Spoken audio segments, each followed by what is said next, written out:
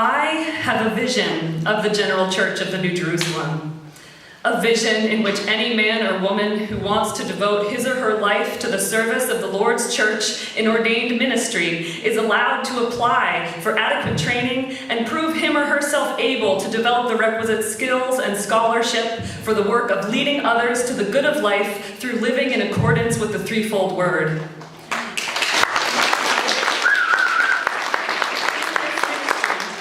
Both man and woman will serve the community to the best of their unique strengths and capabilities as individuals created in the image of God.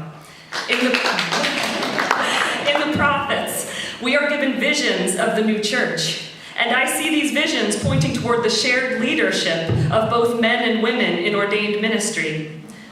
An angel wakes Zechariah out from his sleep and asks him, "What do you see?" Zechariah sees a lampstand of solid gold with a bowl on top of it, and on the stand 7 lamps with 7 pipes to the 7 lamps. And 2 olive trees are by it, one at the right of the bowl and the other at its left. Then I, Zechariah, answered and said to him, the angel, "What are these 2 olive trees, one at the right of the lampstand and the other at its left?" And I further answered and said to him, "What are these 2 olive branches that drip into the receptacles of the 2 gold pipes from which the golden oil drains?" Then he answered me and said, "Do you not know what these are?" And I said, "No, my Lord."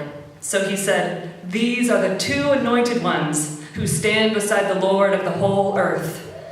2 olive trees by the lampstand, 2 anointed ones beside the Lord. This duality signifies both goodness and truth, the love and wisdom of the Lord. But one tree is not behind the other. They are on either side of the golden bowl. Each has a branch that feeds into the lampstand. And in that day it shall be that living waters shall flow from Jerusalem, half of them toward the eastern sea, and half of them toward the western sea. In both summer and winter it shall occur. And the Lord shall be king over all the earth. In that day it shall be, the Lord is one, and his name one.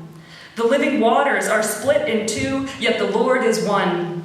The living waters of the Lord are received into men and women differently, giving each a unique approach to the duties of the priesthood and unique gifts to offer in their service. Both are needed, both are right.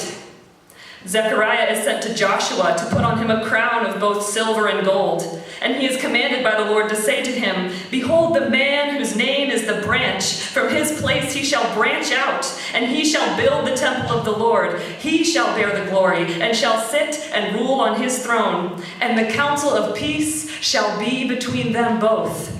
It shall be between them both, between both goodness and truth. The Lord bears the glory in his temple. Both men and women are forms of his goodness and truth, and together can be a council of peace before him in service of his church." The elaborate crown of silver and gold is to be a memorial in the temple of the Lord. It is time for the integrated leadership of both men and women in the priesthood of the general church to be a memorial to the centrality of both love and wisdom in the image of God and in the Lord's new church. In that day, 7 women shall take hold of one man, saying, "We will eat our own food and wear our own apparel. Only let us be called by your name to take away our reproach. In that day, the branch of the Lord shall be beautiful and glorious, and the fruit of the earth shall be excellent and appealing for those of Israel who have escaped. 7 women shall take hold of one man." Here we are, 7 women of the general church to represent all women who are called to serve the Lord in the priesthood.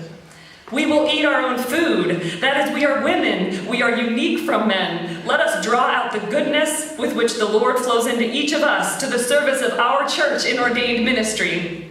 We will wear our own clothes. That is, let us apply our minds to the truths the Lord leads us into by way of our unique goodness and share these through our place in the priesthood. Only let us be called by your name. So God created man in his own image. In the image of God he created him. Male and female he created them.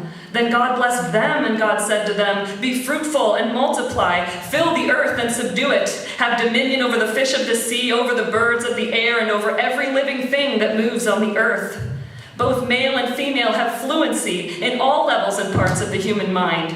Both are capable of exercising their understanding and will to share the Lord's goodness and truth in service to the church in the role of the priesthood. We each have unique spiritual conflicts that must be undergone as we do this work. On behalf of womankind, I am here to say that we can bear no longer the reproach of being seen as incapable of adequately serving in the role of ordained minister. Let us take our rightful place alongside the male in the image of God. Only let us be called by your name. Let us be called human, and a priest, human, thereby removing our reproach. If the general church aims to mirror the Lord's new church, it is time for the very priesthood itself to reflect fully the image of God.